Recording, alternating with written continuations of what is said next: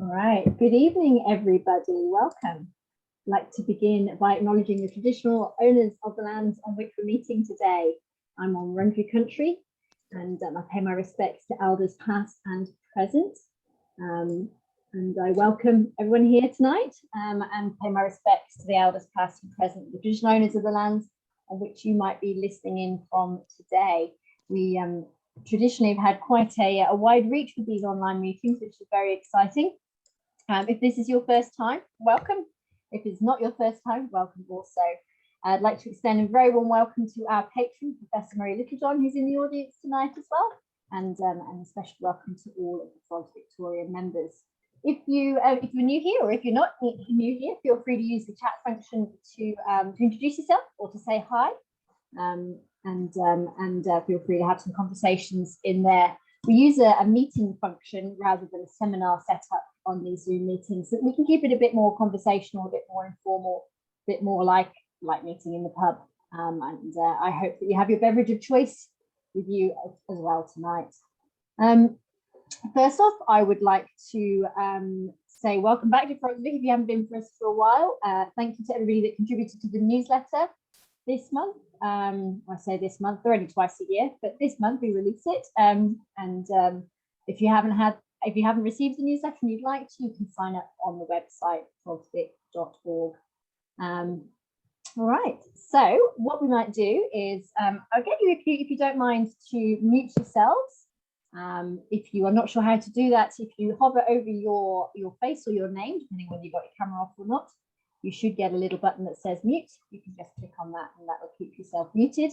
And if you don't mind keeping your cameras off as well for the time being, again, if you hover over your picture, there's 3 dots that appear and you can click stop video. And that's just because it's a bit distracting for our speakers if people are, going about their various evening activities while they're listening. So, and actually, Bhagya, I meant to tell you earlier that if there is somebody with their camera on and it's a bit disruptive, you're welcome. You can actually shut them off yourself because you're the host. So, I also should let you know that I'm recording this as well. So if you have got your cameras on, albeit accidentally or not, you should know that you will be recorded. So when we get to the end, there'll be time for questions and answers. We'll stop the recording at that point so everybody can turn their cameras on and have a conversation. So if you have questions, try not to put them in the chat at this point because I won't be able to read it because there'll be too many of them, I'm sure. So, but at the end, we'll have a bit more of a meeting type meeting and everybody can turn their cameras and microphones on and we can all have a nice chat. All right, so I would like to introduce Dr. Bhagya Herath. Bhagya is a biologist and behaviour ecologist. She studied the calling behaviour and ecology of frogs in Sri Lanka and recently completed her PhD at the Trobe University here in Victoria, where she investigated visual and acoustic communication by the Eastern Dwarf Tree Frog, which is also known as Litoria fallax, and that's what she's going to be presenting this evening. Actually, incredibly excited by this talk. Litoria fallax are one of my favourite frogs. They're not, I was going to say they're not in Victoria. They're not native to Victoria, although we do have them turn up from time to time, and I think Bhagya will talk a bit about that. So I won't steal her thunder, but they are easily one of the most charismatic frogs I can imagine. They're quite wonderful and very exciting communication styles that we're going to hear about tonight in complexity of visual and vocal communication in the Eastern Dwarf Frog, Litoria fallax, among genetic, ecological, and social constraints. Please, Bhagya, when you're ready. Yeah. Thank you so much for joining us. Okay. Thank you very much for the wonderful introduction, and thank you everyone for tuning in today. So today I'm sorry, a bit slow.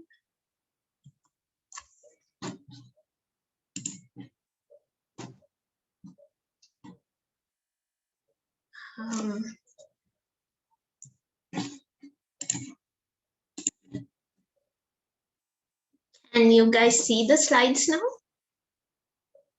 Yep, looks good. Go ahead, Bhagya. Thank you so much. Okay. I'm very excited to talk about my PhD project. where I investigated the multidimensional complexity of the communication system of Litoria fallax, commonly known as Eastern Dwarf Tree Frog.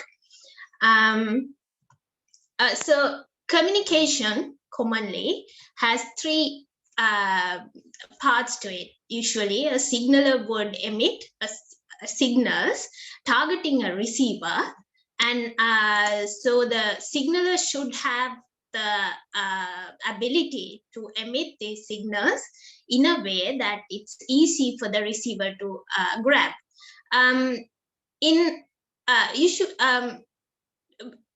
Usually it looks like very easy method, like a signaler emits signals to a receiver.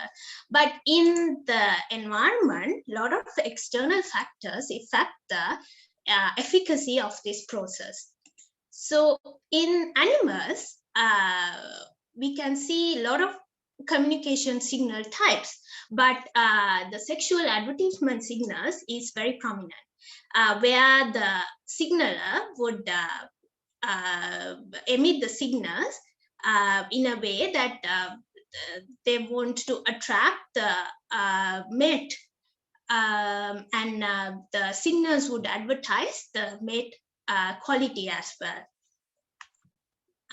So as I mentioned, because of a lot of environmental constraints that they have to go through when this in effective communication, there are several adaptations that we can see in order to increase the efficacy of this process. Some of the examples are like the change of signal structure, but we can see in Jackie Dragons, and change of signaling behavior, like temporally or spatially by some animals, as well as multimodal communications, which is very common in the animal kingdom. And also some animals have this ability to change their signal sequences in order to increase the efficacy as well, like in Caroline chickadees. So moving on to communication of frogs, I'm sure all of us are very familiar that frogs use acoustic signals prominently in their communication. So I would like to play a audio clip that I've taken not in Victoria, of course. This was the heart of tropics in Australia, like in Townsville. I took this audio where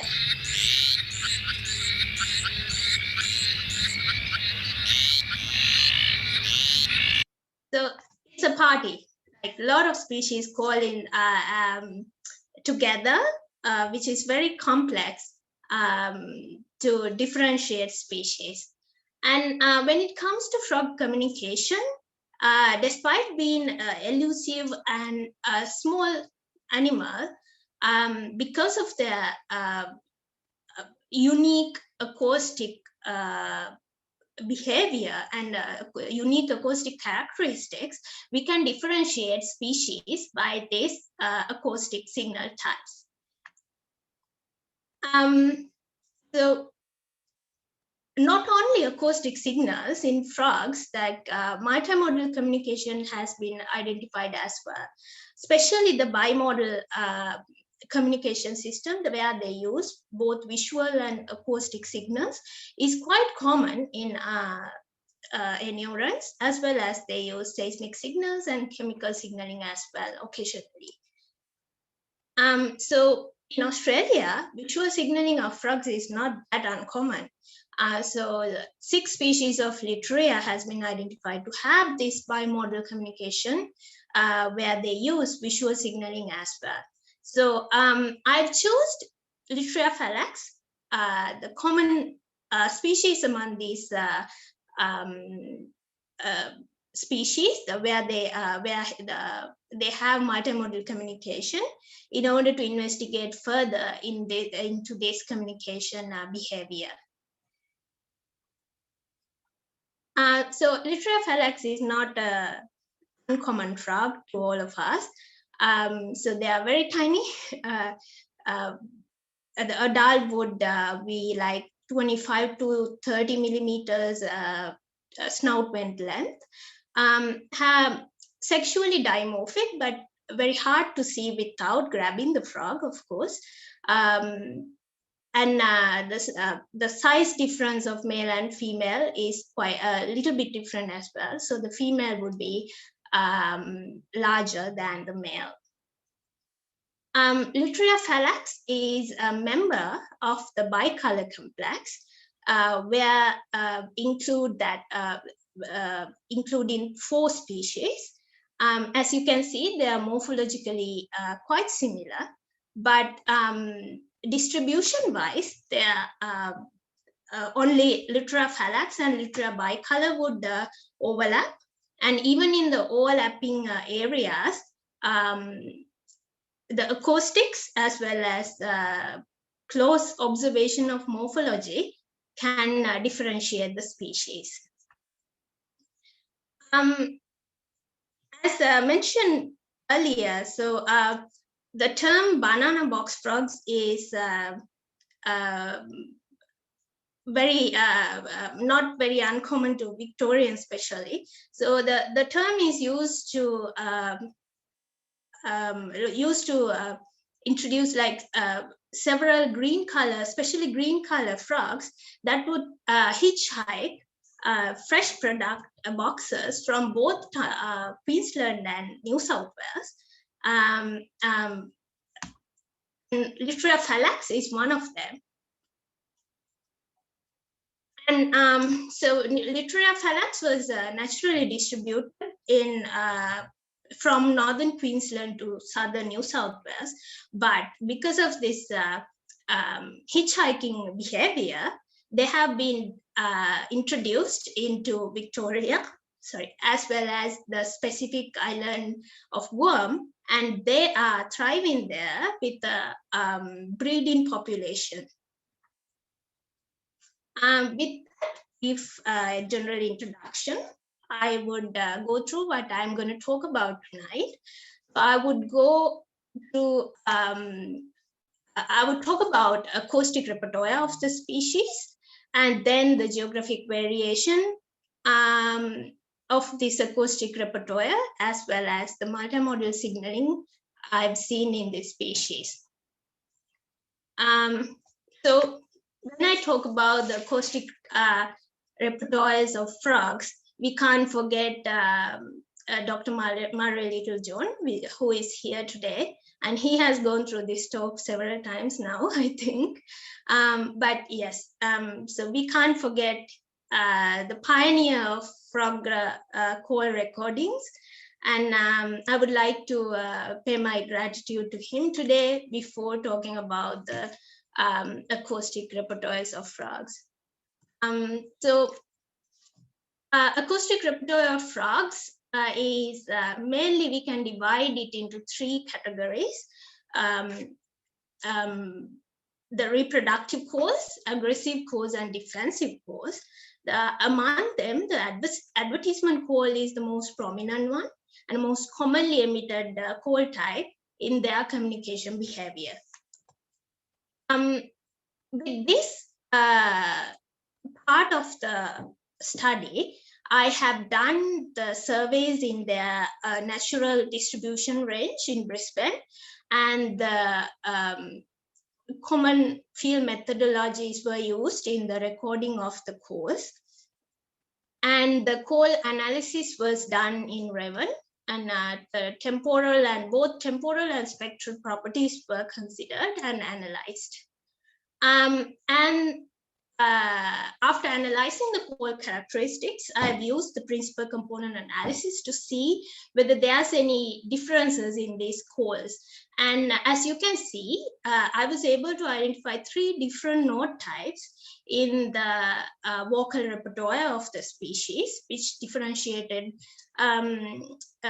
clearly in the principal component analysis. And so these are the 3 note types, 3 monophasic note types I've identified in the vocal repertoire of the species. I've named them as type A, B, and C. The waveforms clearly show the difference of the these node types. And so the aim of this study wasn't to go deep into the complexity of the vocal repertoire of the species, but when I record the course and went through that, I've identified that there are several different layers to this acoustic repertoire of the species, which was never described before. So firstly, they were able to combine together in making diphasic call types. So as you can see, the three main node types were emitted in a way that they are combined and make the first complex cause of the species. And then I realized that these 6 call types of the species are arranged in call sequences very differently in the call recordings. So I wanted to see whether the emission of these node types has some kind of a pattern, a built-in pattern that is species specific. For that, so I've generated first order transition probability matrices and found out that, of course, there's a pattern in this species where the most commonly emitted node type, node A, can be emitted at any point in a sequence, but node type B and C has this pattern where the node type C cannot be emitted without the node type B. And so it was interesting to find that there is a built-in pattern that is species specific.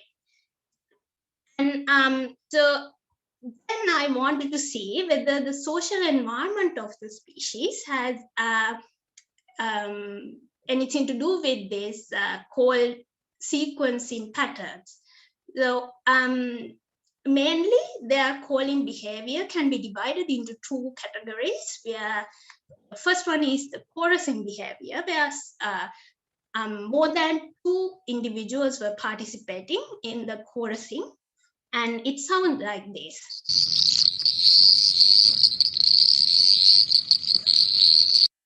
And then the second social environment is the duetting behavior, where only 2 individuals are participating. It sounds like this.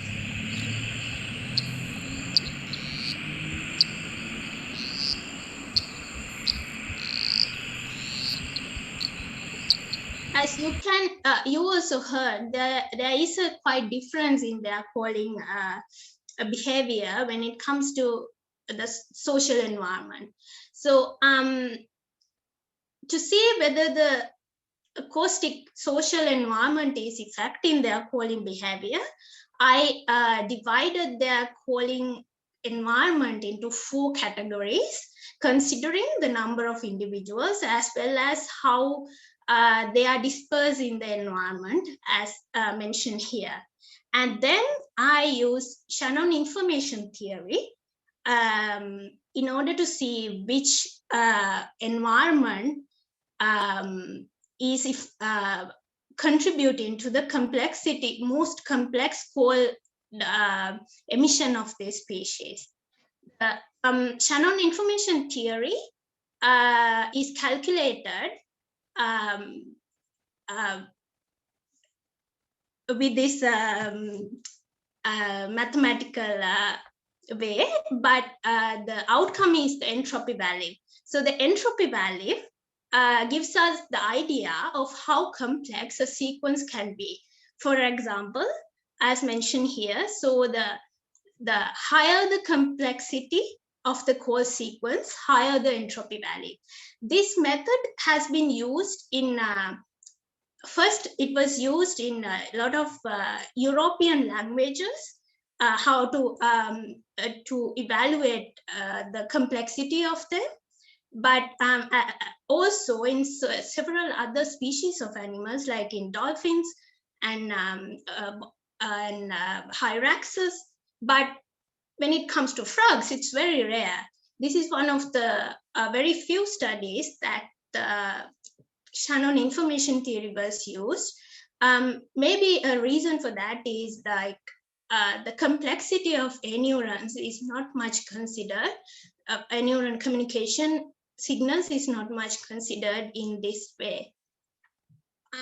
So when I use the Shannon information theory, I realized that the environment, the social environment has a significant effect on the call sequencing behavior of the species. Then after understanding their calling behavior, like it was previously unknown, several layers of this complexity to the species acoustic repertoire, I wanted to see whether there is a geographic variation in this acoustic repertoire.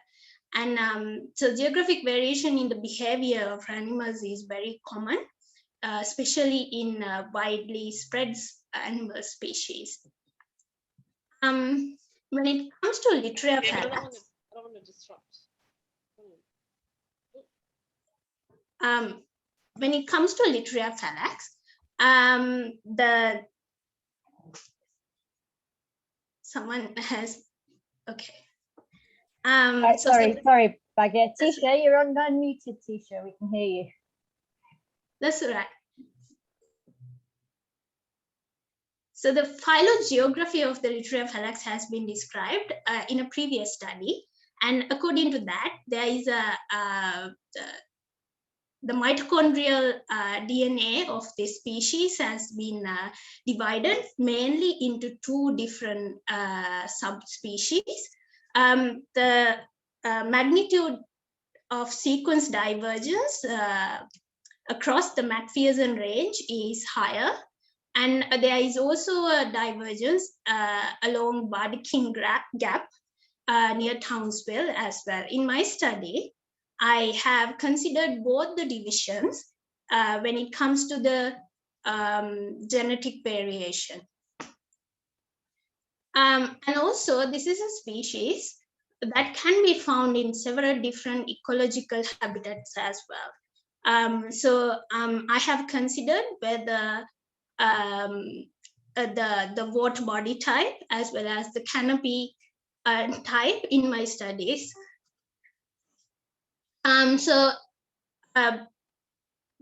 Acoustic characteristics were considered as the dependent variables, with independent variables, genetic clade, environmental factors, ecological factors, and social environment as well, and linear mixed effect models per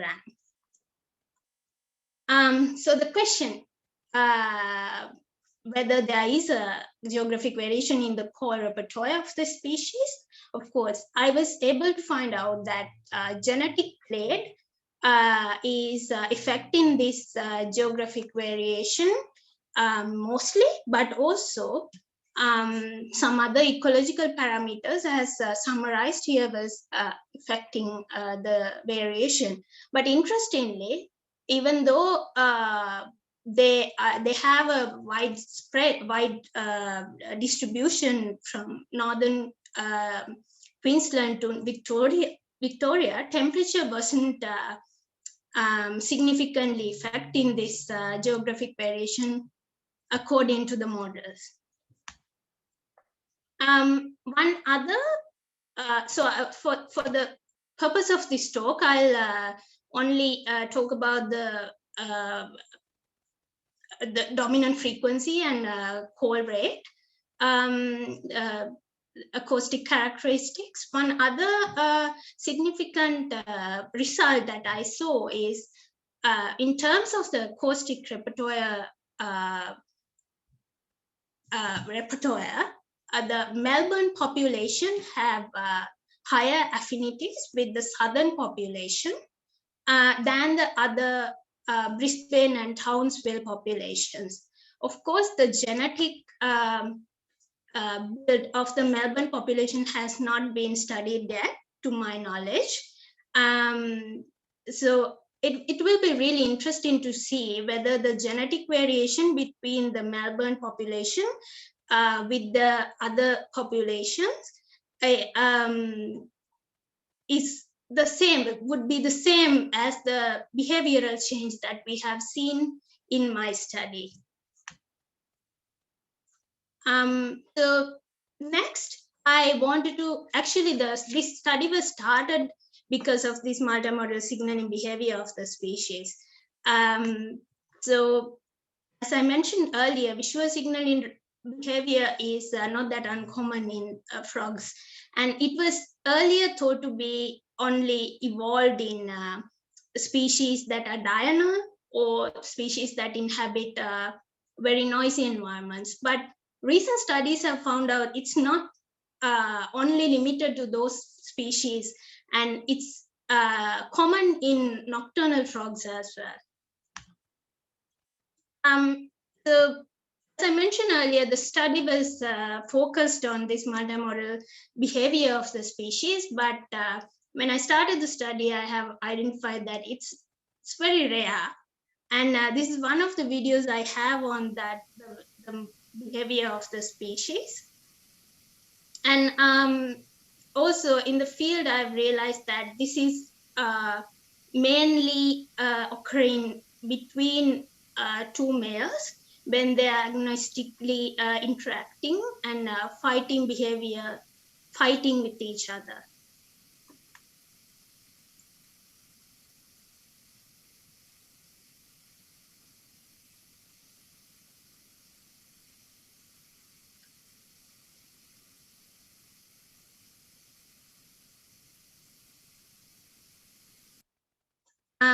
Even though with very less videos, we were able to identify previously undescribed behaviors, visual signaling behaviors of the species, like the food flagging behavior was previously known, of course, and we were able to confirm that, as well as the some other behaviors that were I have pictures here were identified.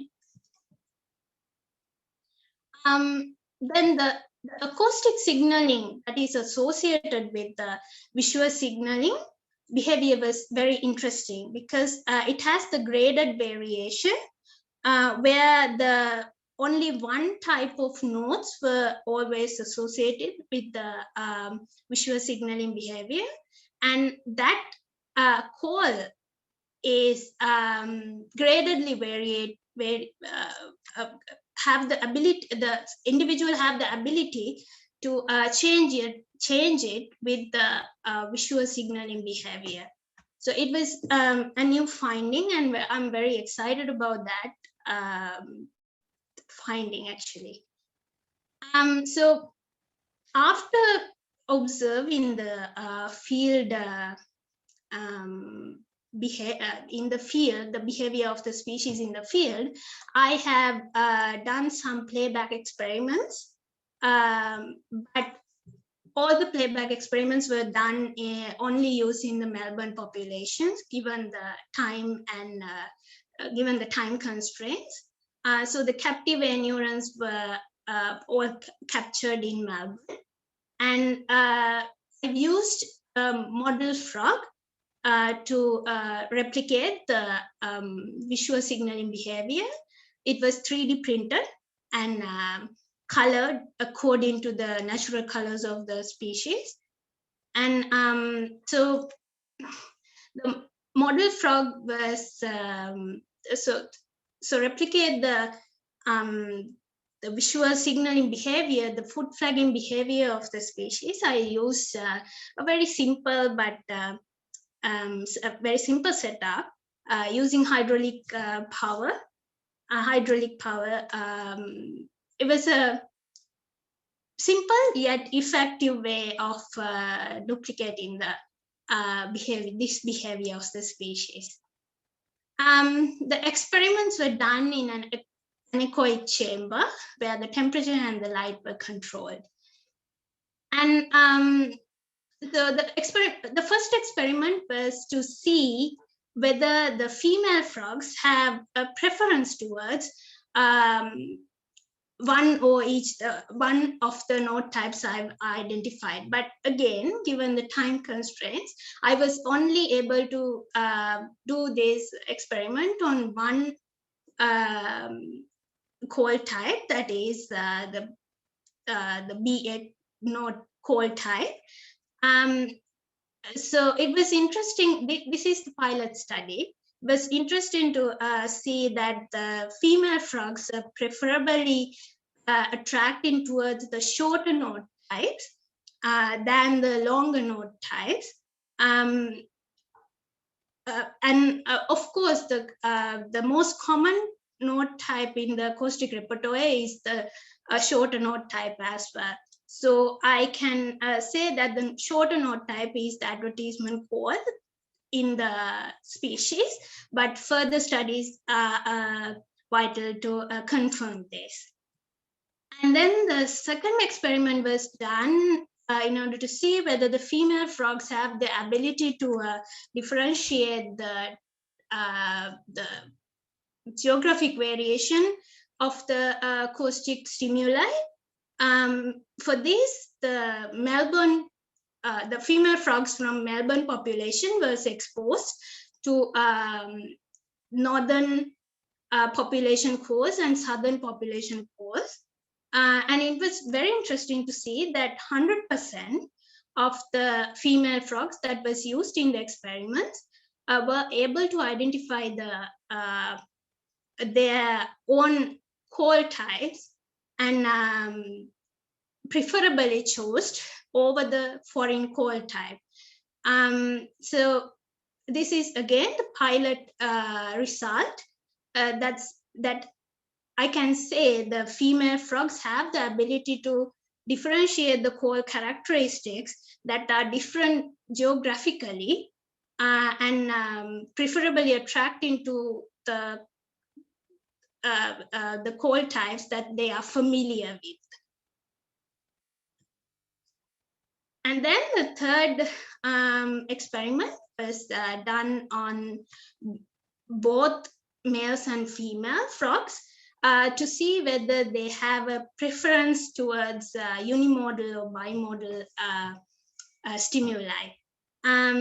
With this, so I have a video that this is fast forwarded, so the audio is distorted, but I hope you can see. So the video looks a bit weird because it's going it's fast forward.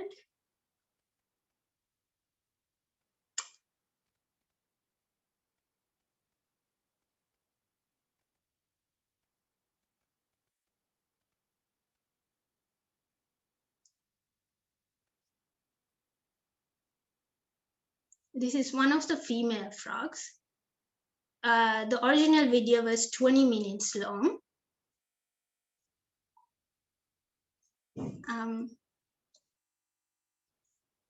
So yes, the results suggested that both male and female frogs prefer the multimodal stimuli over the unimodal stimuli.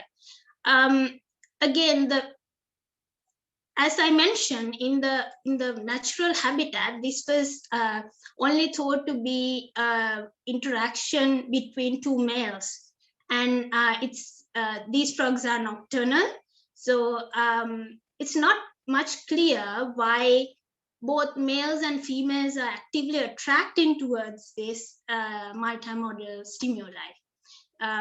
Future studies are needed to confirm why this behavior is happening.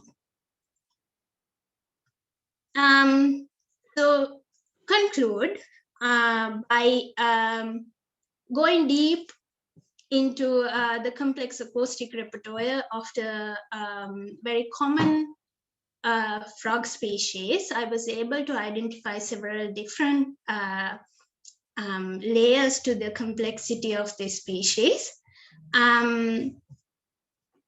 And then this widespread frog species has a geographic variation in the acoustic repertoire.